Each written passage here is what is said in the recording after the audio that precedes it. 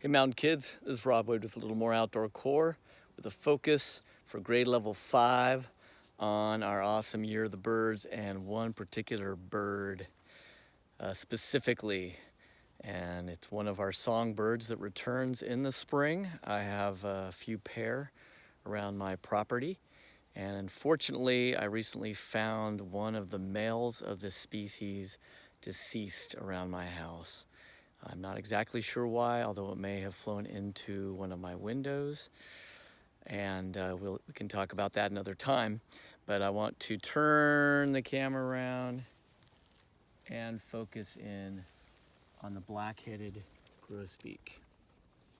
So there is the black head of the black-headed grosbeak, and of course the rest of it here. And so I want to kind of talk about this guy a little bit. The black-headed grosbeak has a beautiful song, and so you can, if you have access to the internet, it's a really easy way. It's just type in black-headed grosbeak song, and you can find that out. A few things you might notice about this male black-headed grosbeak is how colorful it is.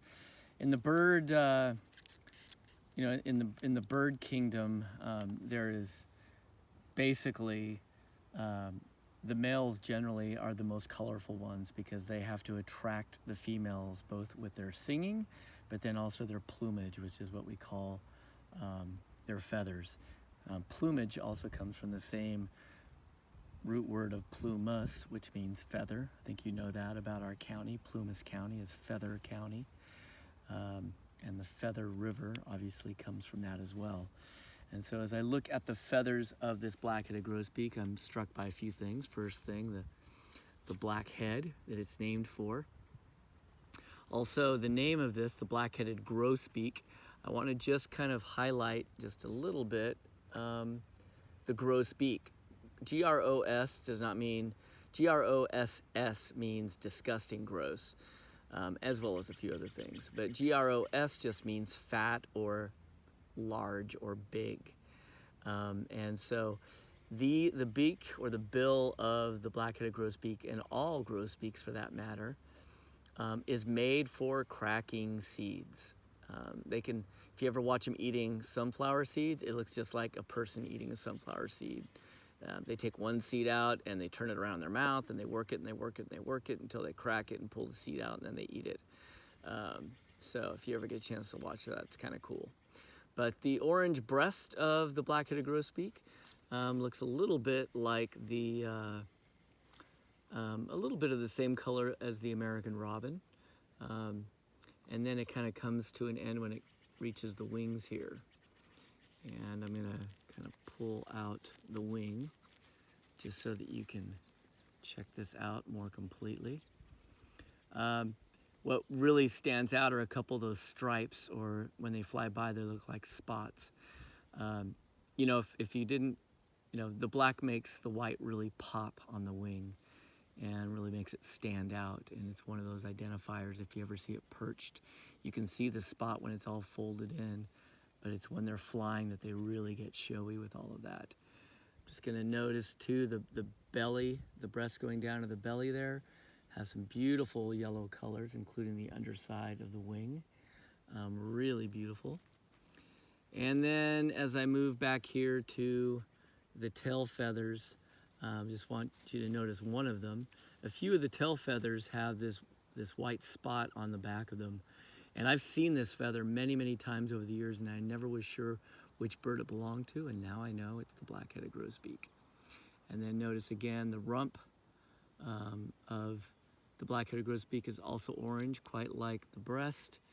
And then the last thing I'm going to show you here about this beautiful deceased member of our birds is the feet. So something I want you to note about the feet is something that a lot of people don't know. The foot actually starts all the way up here. This is actually the ankle of the ankle of the bird is all the way back here, and it bends like you would think an ankle would. And then this right part of the leg is actually the foot. This is like going from your ankle down to your toes. And then these 4 toes here at the end are just like your toes, except we have 5 instead of 4. And you might be able to see that there are 3 here in the front like this, and then 1 in the back like our opposable thumb. And that back little toe is really important because without it, the birds, when they're perching, they couldn't grip around a branch when they're perching. And just like our opposable thumb really helps us to become amazing mammals, this rear toe with the claws that are at the end of it as well really help this bird's feet function well. The actual names of these toes are the metatarsus, or the digits, and there are 4 of them. But specifically, we'll just call them toes because that's familiar language for you. So anyway, here is the Black Headed Grosbeak, beautiful, deceased, the end of its life. I actually, when I find any animals that have died but are, not a long time ago, I put them on this stump on the corner of my property.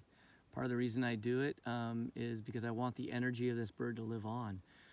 The sun sent its energy down to the planet and grew all these plants around here, which then are taken in by insects and other herbivores, and eventually make their way up to larger species of animals, and birds are included, and there's energy in this animal. And so I want its energy to live on in another animal that will come and eat this animal. So the last thing I'm going to show you is my journal.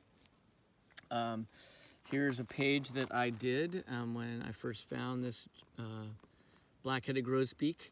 It's not a perfect likeness, but it's not bad. Again, field journaling is not about being a pretty picture artist. It's about trying to capture a moment. So of course, in the upper left-hand corner, you always put when and where you are. I also put a little bit about the weather, about the moon phase, also how much daylight we're having. We're almost at the 14-hour mark. And then I just made a lot of notes. I used the 3 languages, pictures, words, and numbers, to capture all the information I could about this Black-Headed Grosbeak. So I drew a picture, I labeled it because I do know what the species is. I used my hands for measuring. I know actually on my body that right there from pinky to thumb tips, that's 8 inches exactly. And that the thickness of my thumb is actually 1 inch. So I can measure a bird without having a ruler out here to know how long it is, the size of its head, and things like that. So it's good to get to know your science and get to know your species so you can get out there and do some proper sciencing outdoors. But mountain kids, 5th graders, you got to go out, you got to look up, you got to listen to the songs and look for the beautiful plumage to get to know these species. And they are all around you right now as the birds migrate in for another beautiful trip around the sun. So go out, hopefully your homework is to first go out and see if you can find a Black-Headed Grosbeak. That would be pretty cool. And see if you can listen for its song, but then just pay attention to everything that's going on out there. All right, my friends, get out and do some birding. Take care.